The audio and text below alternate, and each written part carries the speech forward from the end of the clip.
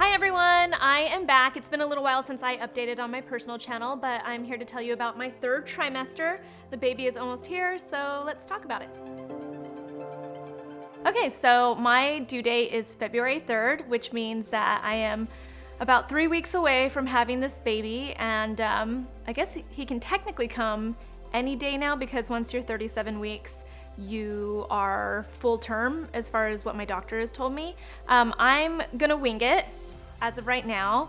I was really considering an elective C-section, and I know that's kind of controversial to a lot of people because they really think you should, just go natural and kind of like knock it out the way a woman should do it. But I have a really great doctor. He has worked on a lot of actually famous people, which is not why I chose him, but he is known for being a really good C-section doctor. So it was one of those things where I was like, well, maybe I should consider it because he's really good at it. He leaves a really great scar, apparently.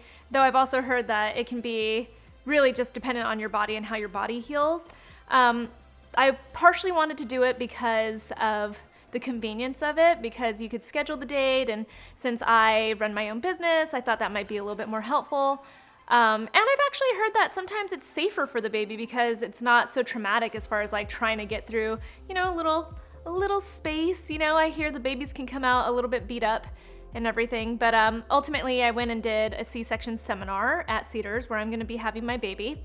And I learned a lot. My doctor actually advised that I go and kind of check that out and learn a little bit more about what happens. And ultimately, I decided that I want to go ahead and try to do a regular delivery.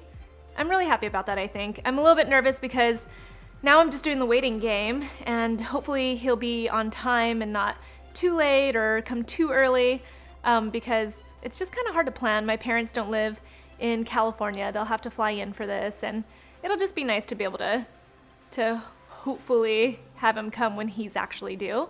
But no matter what, we'll be really happy when he gets here.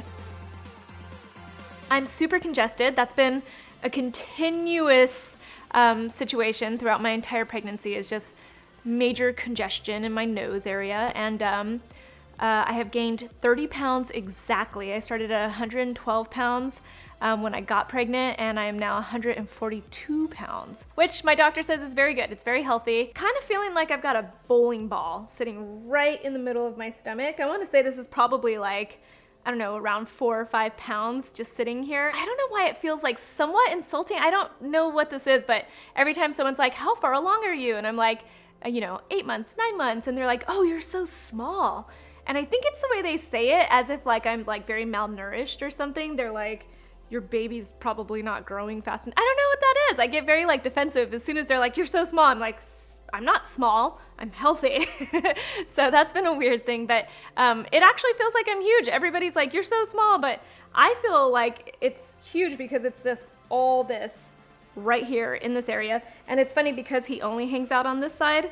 I can actually see like it's a little bit flatter on this side and then bigger right here when I look down, which I think is kind of funny. And it's really hard, which was surprising. We were talking about this, and we thought that it would be kind of like soft and squishy, but I guess it makes sense. You gotta like protect the baby. He's getting bigger. He gets hiccups like 3 or 4 times a day minimum, and you can feel it. Like you can actually sometimes see it. I'm gonna include a little tiny clip I put on my Instagram story where it just like, you can see my belly. Actually, he just started. No, that was just him moving.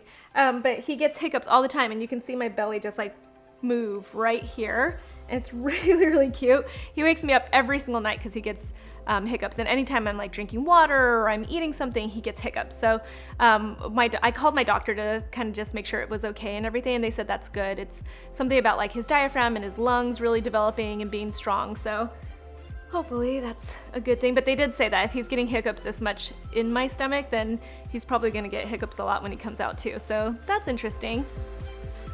I haven't had any major cravings, which I find really surprising. Everybody always told me, and then movies and TV and stuff, they always like make it seem like you get these intense cravings where you're like, I want pickles now and I want this now. But I haven't really had that happen.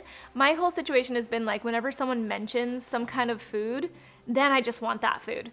Or like I'll see a commercial for something and then I really want to eat that. But I haven't had these like continuous cravings besides like in the beginning when I was really wanting lemons. Nesting is real. I have been cleaning out our entire house. It actually looks crazy in here, like a tornado came through, because I've been like just emptying things out and trying to organize and making sure that, you know, everything is just ready to go, because I just don't want to think about it when the baby is here. I want to be able to like just focus on him, and you know, I feel a little bit stressed out about it. I'm really scared actually. So if you have any advice at all for me about giving birth, about you know, when the baby comes, about breastfeeding, any of it, I will welcome it, because I am so nervous, and I haven't been this nervous about anything before, I think, in my entire life, or at least since I became an adult. I haven't been this nervous besides like starting like my first job in my career when I was in my early 20s. But even at that, I think this is way more scary. One of the other things I've been doing a lot that I have not done in years is I've just been baking. Like, I've been making lots of different cookies.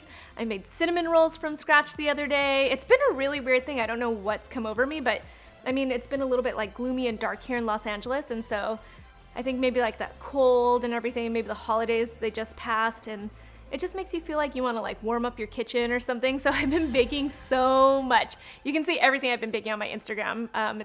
It's kind of funny. I don't know what that's all about. Let me know if that happened to you. I get up like 4 or 5 times in the middle of the night now to pee, because he's really hanging out down there, and I can feel him starting to drop now. It's a really strange experience, because I'm starting to breathe a little bit better, but it's been really hard now that it's gotten bigger. My whole stomach has gotten a lot bigger. It's been like, I get out of breath really, really easily. But sleeping is probably the hardest thing that I've experienced now in the 3rd trimester, especially the last week and a half. But you know, it's all for a good cause. Maybe it's some training, because you know, I probably won't be sleeping that much as soon as he gets here, but we're really excited. We've been putting together a lot of all the baby stuff that we have. I'm actually gonna do a video about some of the registry items that came recommended to me from all of my friends who have babies. I'm gonna show you my hospital bag, because I've been packing that and putting it together. But if you guys have tips, seriously, send them my way. This is all new to me. So, you know, everything's kind of good to know, I guess. I've been getting such great advice. I luckily know so many people that have babies, so they've been telling me a lot of stuff. One tip I have that I've kind of like figured out throughout this pregnancy, so if I get pregnant again, I'll know immediately, is anything Lycra or jersey material has been a godsend. I bought this dress, for instance, the day I found out that I was pregnant, and I have worn it ever since. It has stretched with me, it has grown with me, it is still very comfortable, and I feel like it still looks really flattering. I feel like when you wear like really frumpy things, which you feel like wearing a lot, when you wear like the frumpy things, it makes you actually look really frumpy, whereas like the things that are form-fitting, the dresses especially, they're just so easy to put together, and they've just been so much more comfortable and more flattering. I actually get compliments on how I look when I'm wearing, like, even this dress has been the best dress that I've had.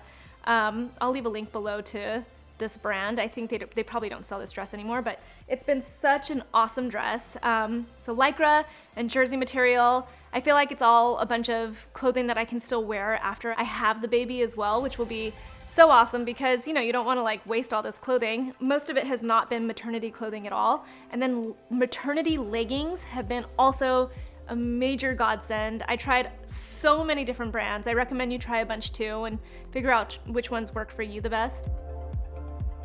Throughout this entire pregnancy, I've actually felt so much better, which is something that I've heard happens when you have autoimmune diseases. You can actually really feel so much better while you're actually pregnant, and your body starts to really heal itself.